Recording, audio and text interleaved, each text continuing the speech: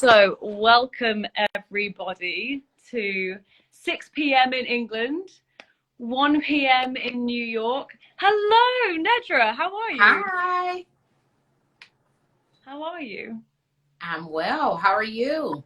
I'm so well. I'm so excited to have you on here. So, to everyone who's just arrived, Nedra is only a therapist, a renowned relationship expert, but is a New York Times best-selling author. I think you were a New York Times best-selling author the first week it came out. Is that right? I was. Yes, yes, yes. Oh, just so amazing. And so when did Set Boundaries, Find Peace first come out? March 16th this year. Oh my word. And how does it feel to now have a book fully out into the world that people are loving, can't get enough of? I had someone message me last night saying they treat it as a kind of Bible that they keep next to their bed, that they reference. Isn't it lovely that they reference every time they need that little boost, that little talking to, a little reminder that it's okay to Yes. needs in life. And people are writing in the chat, great book, so grateful. So Nedra, you're incredible. I agree. So thank you so much. On. Yeah. Yeah. I think the timing of it and the need for it was so great because we really struggle in relationships and sometimes we forget the things that we could do to bring those relationships to a healthier space for us to feel more mentally stable and satisfied in our relationships. Yes, yes, yes, yes. And I fully agree. I have bought into boundaries, hook, line, say in England. I don't say that in America. But before we dive into that, can you tell me a little bit about your background? So how did you end up as a therapist? What qualifications you have? What you do in Instagram? Anything you want to cover? Um, sure. So I've been a therapist for 14 years. And how did I end up a therapist? I think you just become who you're supposed to be.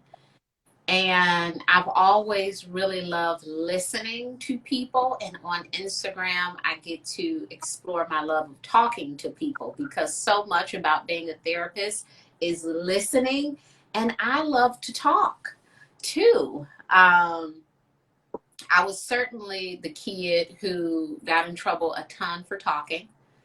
But I was also like curating conversation with my peers, right? Like, I'm like, what's going on? Like, I really wanted to know. I've always loved like having deep conversations and being connected to people in a very deep way. Yeah. And so I've always had this presence where people will be like, I've never told anybody that. Or how did you get me to talk about that? And I'm like, I don't know. I was just listening and, asking, certain questions that people, they're like, wow, like no one has asked me that before. And it prompts you to say certain things just based on how the question comes out. So I love it. I So will say that has always been my energy. And then once I got to college, I decided to give it a go and become a therapist, which is, I feel like, very natural, a natural way for me to be myself and to listen because it's all the stuff I want to do anyway. So amazing. I love that. So it's like a really good marriage between something you're actually drawn to and naturally good at. So when people are around you, it sounds like they naturally, whether they wish at the moment, find yeah, them opening up to you. I love that. Okay. And so one of my favorite things about your book, someone's just asked for the title, it's Set Boundaries, Find Peace, is that very much from the get-go, you talk about boundaries and their role in your life. So I actually wrote down just the intro. You start off by saying, having healthy boundaries has changed my life in ways that I didn't know were possible. mm-hmm. This book is dedicated to those of us who are gaining freedom through unapologetic, healthy boundaries. Mm-hmm. I always love when a therapist brings themselves to their information so that other people see that we're human. But could you tell me, at basic, what you think boundaries are or what they mean to you. Well, I think they are so many things, and they are the things that make us feel health, safe, supported, in our healthy, safe, and supported in our relationships with ourselves and with other people. Prior to writing this book, I didn't, the reason for me writing this book was there wasn't a ton of books, particularly by therapists, about boundaries, right? Like you hear a sprinkling of it in this book or that book, but there was no book um, about boundaries. And it's so necessary because we've often been taught that boundaries is like the way that we get people to change their behavior. So we set this boundary with them and then they just do this thing. And that is like 5% of what boundaries are. Boundaries are a lot of you doing things with yourself.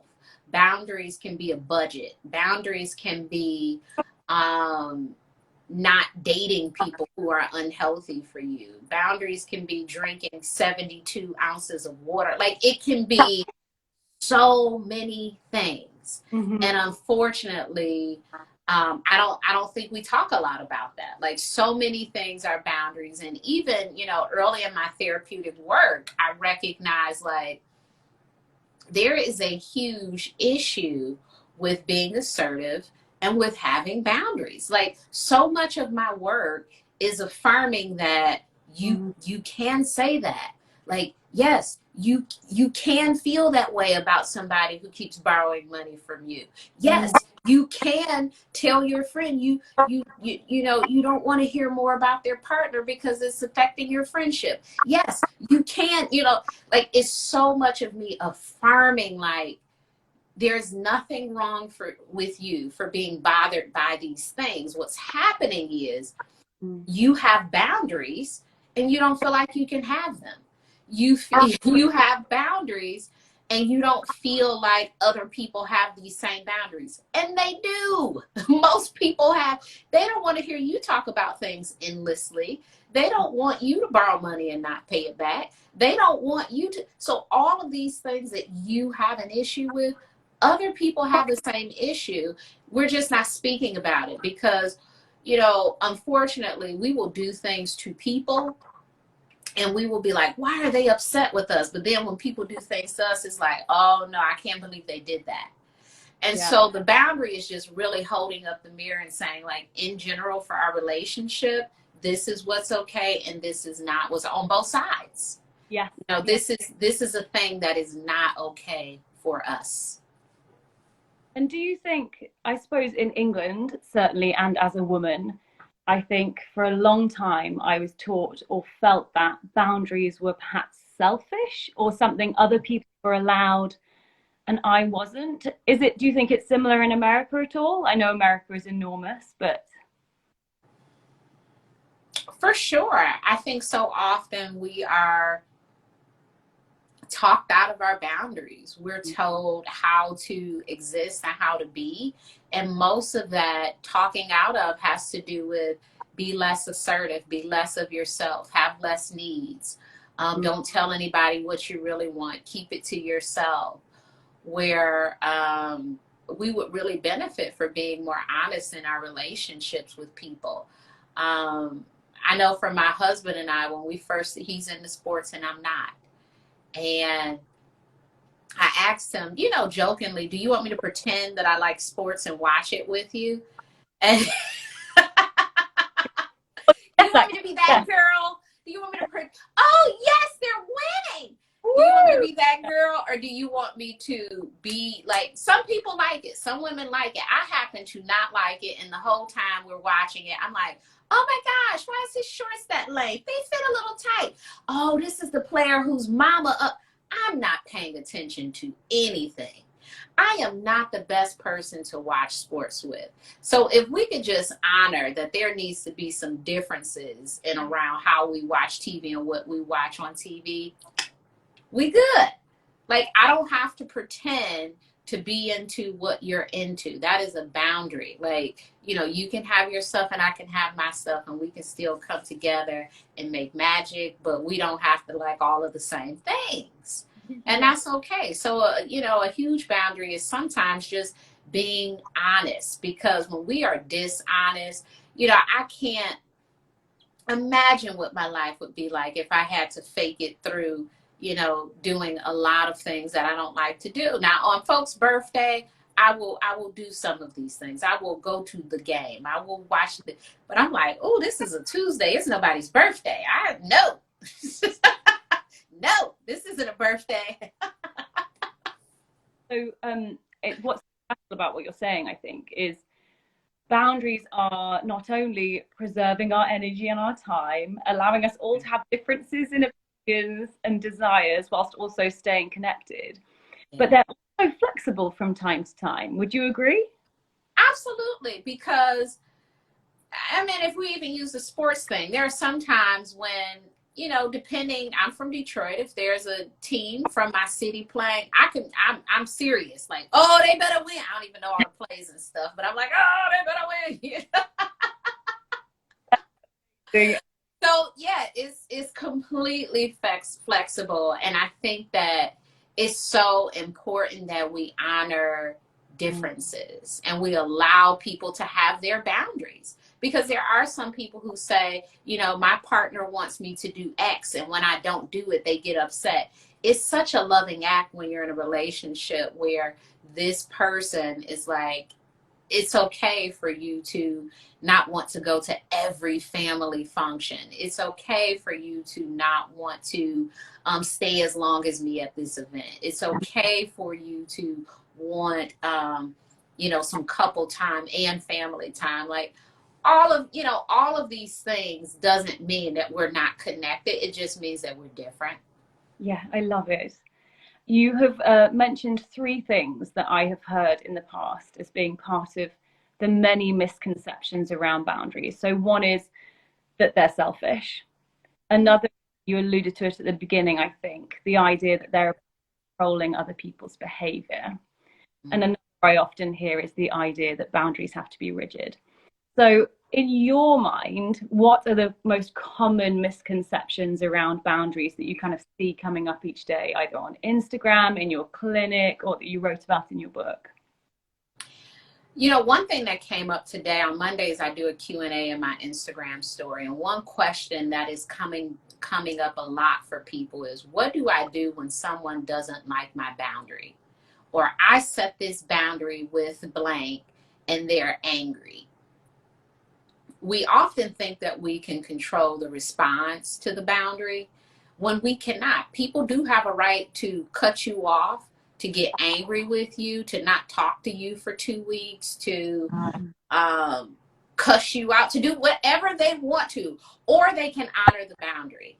I like to think that they will honor the boundary. That's what I hope. When I go into it, I hope that they will honor the boundary. And if they do not, we all have choices. It doesn't mean that I don't need to set the boundary because they won't like it.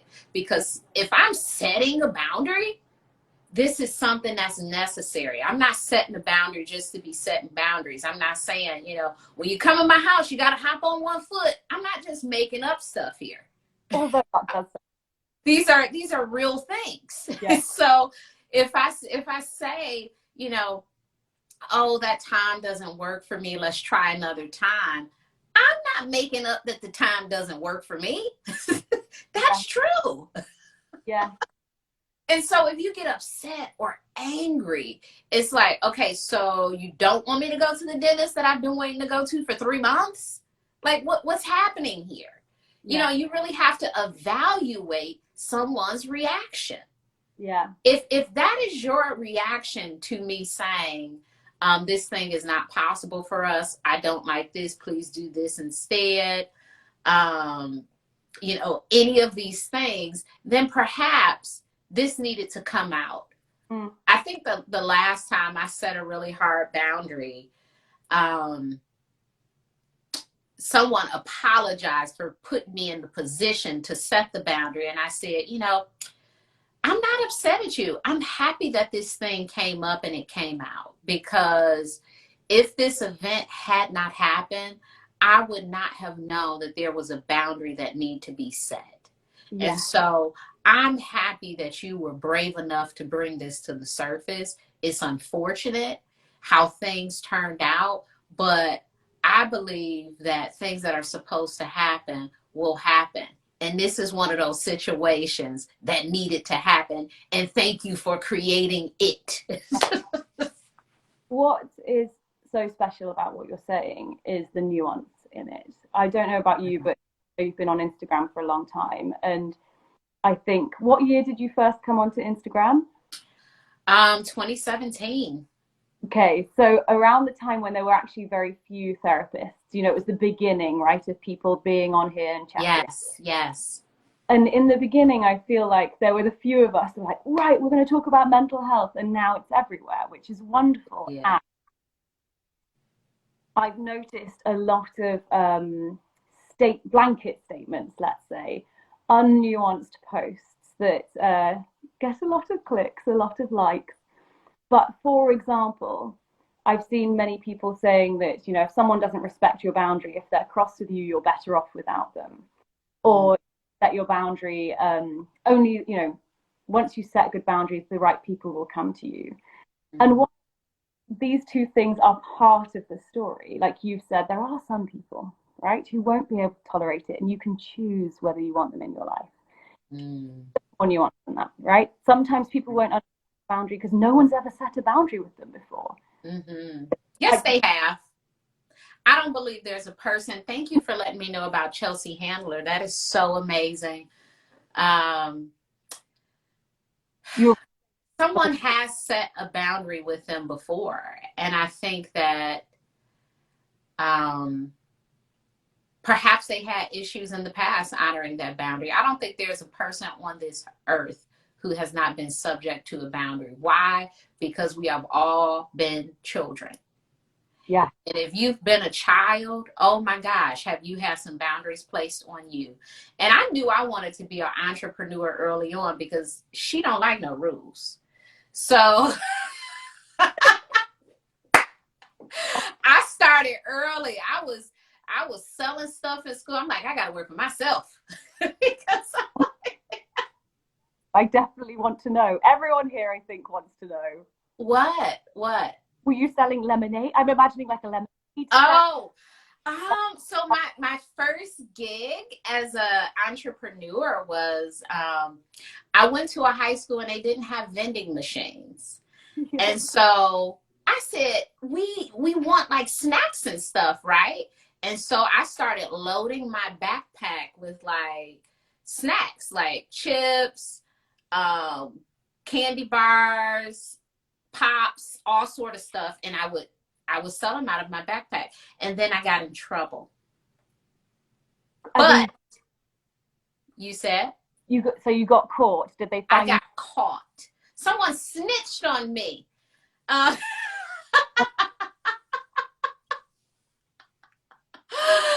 Yeah, I got caught, but I really liked it because I was able to be my own boss, in a way. And it gave me a really good feeling. Of course, I had jobs after that, but it was really fun. And the principal, I remember when I got caught, she told me,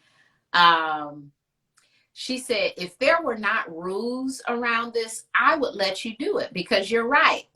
There aren't any. I was fulfilling a need. We didn't have vending machines, right? Yes. So that was my first whiff of being an entrepreneur. And I had some other things. I won't talk about all of them, but I had me some hustles. I love this. So the school put in a boundary, right? Put up a boundary. We think this is an excellent idea. You are filling a need, but our boundary, unfortunately, is no selling things in our school property. Yes. And can I say to a teenager, yes. I was like a hundredaire. Like I was able, not a millionaire, but I was a hundredaire. I'm so impressed. It was a great way to show, go ahead, principal,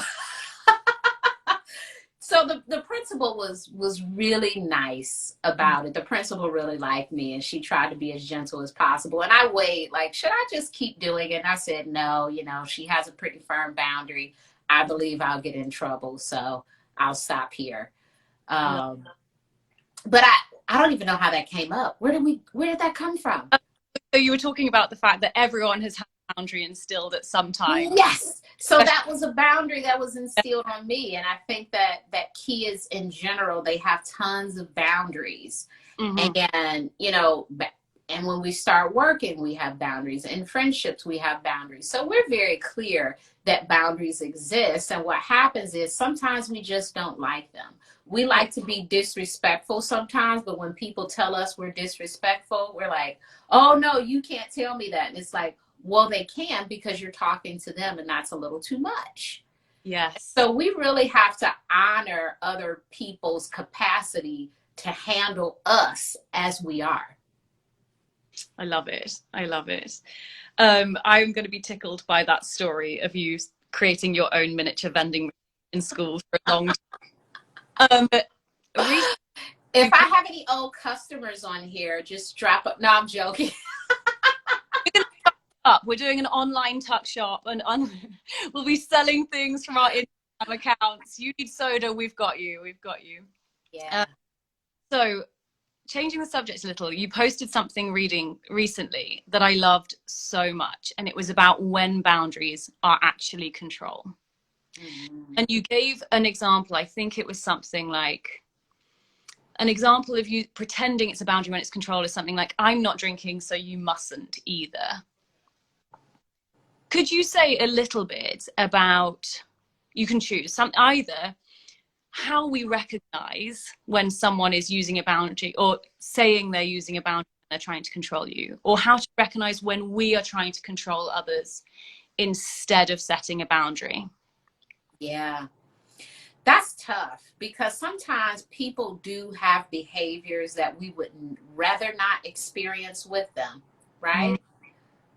It's so hurtful to us to see people with drinking issues, with addiction issues of any kind, and our way to protect ourselves is actually to try to make them change their behaviors, which can be a healthy thing sometimes. It could be really healthy for a person to not drink if they have a drinking problem. However, we can't make them stop. We can only let them know how much we love and care about them, and we would love to see them doing something different with their time. And if they need help, we'd like to be there to facilitate it. But they have to go through their process just like we have to go through our process. And unfortunately, that time frame may not work out for what you would like to see with them. So a way for us to keep ourselves safe is we will try to tell this person that they must stop. What we have to understand about addictions and, you know, things that people are going through is we can't determine when they've had enough. We can determine when we've had enough of dealing with it, but we certainly can't tell them to change or force them to change. And really, sometimes the pressure of doing that will make them want to engage in the unhealthy behavior anymore, because they realize that they are disappointing someone they love. They realize that they can't even achieve this goal you're setting. They realize that this thing is out of their control. And so they turn to this thing that you don't even want them to use.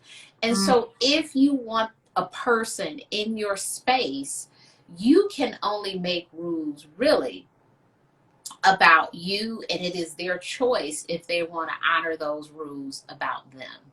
So if you invite your friend who drinks too much to an event, sure, you can talk to them and say, hey, I realize sometimes when we're out partying, you know, you have a few too many. I always end up being the person to drive us home. I would love it if you could maybe consider having 2 to 3 drinks and no more, so I can enjoy myself as well. Lovely, lovely. And that is, I really particularly like that little end bit, so I can enjoy myself as well. So you're making sense of your request rather than just putting on the table that you want them to change their behavior. Yeah, because you can't tell them you can't drink it. I mean, you can. You can tell them you can't drink at this party. I would just like to know how that would go over. I don't know if they would honor that. No. I think you could say it. I think you could say whatever you want to say to people, but they have a choice to not do it. And so when we're making, requests of people, sometimes it's important to let them know why the request is important to us and Mm, how they tie into that. yeah. Because really the boundary is to maintain the relationship, to keep the relationship in a healthy place. I am setting a boundary because I want a relationship with you. Because if I didn't want a relationship with you, the final boundary for me is leaving the relationship. Yes. Yes. Yeah. The consequence, right? Yes. Yes. Consequence. Okay. So in our last 2 minutes, I always ask people the same thing because one of the things I'm particularly interested in is the role of therapists in essentially telling people or sharing with people that a lot of the things that they think means there's something wrong with me, I'm mad, I'm crazy, are very normal parts of being human. So you can choose to answer about yourself or client, but is there something that you once worried meant there was something wrong with you that turned out very human and normal psychology? Or is there something that your clients often come to you with saying, oh, I'm doing this thing, does this mean there's something wrong with me? And you say, no, this is a very normal part of being human. Let's talk about it.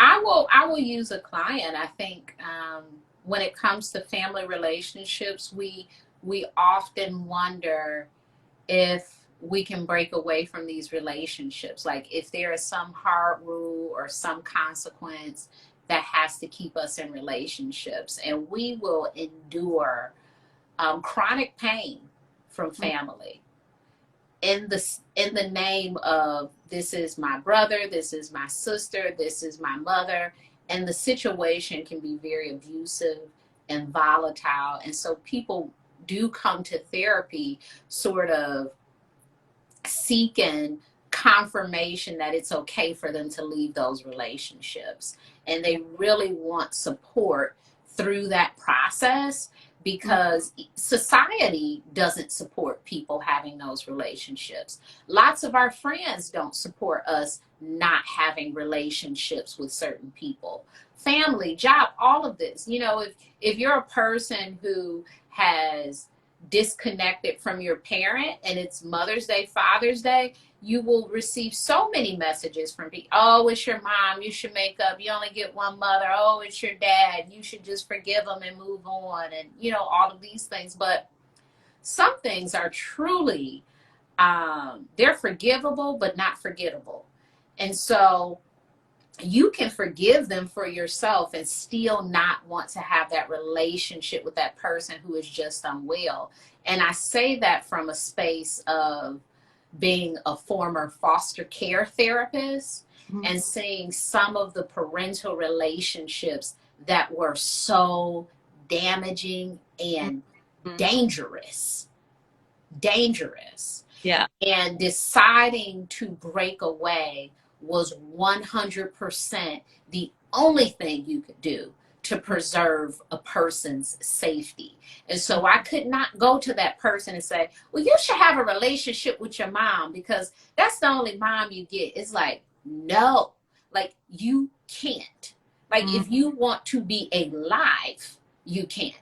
Because there are some situations where it's not about mentally can you stand this, but physically sometimes you cannot.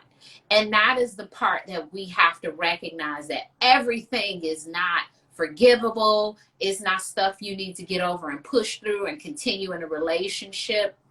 There are some things that it will cause you your mental health, your physical health, other relationships if you do not let go of some of those damaging family relationships. And so I would say that's one of the things that people certainly come to to therapy for confirmation around that. There is nothing wrong with you for not wanting a relationship with an abusive person.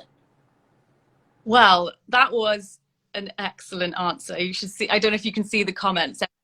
Yes to this. Oh my word, yes. Yeah, normalizing that sometimes you actually do need to end a relationship to preserve not only your peace, but your sanity and your life. Yes, Um, yes. I would love it if you do you have a copy of your book on you? Not on me, but right here. Oh, yes, please. Could you just hold it up for everyone to see? Because I have a digital copy, otherwise, I would have been holding it up the whole time. So, Yeah. Boundaries is the book that we have been talking about. Can you tell people where they can grab it, where they can buy it? Yes, you can buy this book anywhere that books are sold. Amazon, support independent bookstores. A huge way to do that is Bookshop, or if you have a bookstore in your area. It's available on Target. I have an audio book on Audible and on Libro. So there are so many ways you can find the book. Can we talk a little bit about your book? I mean, we can if you like. Yeah, let's talk about your book. I know we talked about my book a ton, but I loved yes, it. share about your book. Well, my book, normally I have a copy to hand at all times. Oh, this is quite funny. So my housemate has made this kind of flower shrine. You can see two copies. Oh, nice. My book came out on Thursday, so last week, and I got given so many lovely flowers and so much support that Martha, my housemate, has just made them all into this incredible safe space. So yeah, A Manual for Being Human came out last week. It's rather than being a deep dive onto one area, like you've really gone to town with boundaries and just done such a brilliant job. It starts with your first breath and moves the whole way through life to wherever you are right now, talking about the multiple factors that shape who you are each day. And answers, I suppose, I'd be curious as to hear if these are the three main questions you get asked. But as a therapist, the three main questions I always hear are, why do I feel the way I do? What's keeping me here? And how do I move forward? So the book is split up into those three sections: navigating through childhood, adolescence, the factors that shape identity, the media and marketing you consume each day, structural inequality, and life events. And that's just part one, saying that even if you had a good childhood, there is stuff that could happen to you pretty much any time that could lead to a feeling of, I am not enough as I am. I need to change for some reason who I am. And then part two is the stuff that's keeping us here. So all the psychoeducation we weren't taught in school. Part three. I love that. And from a therapist perspective, I feel like that's going to be excellent. I have my copy of your book and I will be reading it over the next few weeks. So when I finish, I would love to have you on my platform to talk about it, because just the word human is one of my favorite words when we really break down the meaning of that. Oh, so I'm so excited to get into your book. Oh, well, thank you. Someone's asking me to show it again, so I'll show it one more time. Here you It's go. so beautiful. Oh, I'm so utterly thrilled with the whole thing. It took 8 rounds of design, and the first designs they sent me were all the color of a headache. So I'm very pleased that the final round is such a beautiful and inclusive cover, because I don't know about you, but writing a book for the first time, or maybe for the 10th time, is such a labor of love, especially I think when you're writing about psychology, when you're trying to that however they feel is understandable, can be made sense, moved forwards from. So yes, I'm absolutely thrilled. I'm so happy that you have a copy. I would absolutely love to talk to you about it in the future. And I have got one more comment. Have you noticed that both of us have got different colors on each of our nails? People have been on it. I did just notice that. It's a good book. This is my way to be more than one thing, right? Like, I don't have to stick to anything. I have options. I have choices. I don't have to pick a color. I can choose all of them. So that is the note we are going to end on. People, you can be all the things that you are. If there's shop. No, what was it? If there's no vending machine where you call Nedra, she'll help you back and help you sell whatever you. Yeah, I need to get into the vending machine business. Yeah. I bright future for you. Everyone, I'm going to try now to save the chat. It will be on my page. I will write in the notes the titles of the books and where you can get them. And Nedra, just thank you. That was welcome. Congratulations on your book, and I hope it does so well and it impacts the people that it needs to. Thank you so much. Okay. Bye. Bye.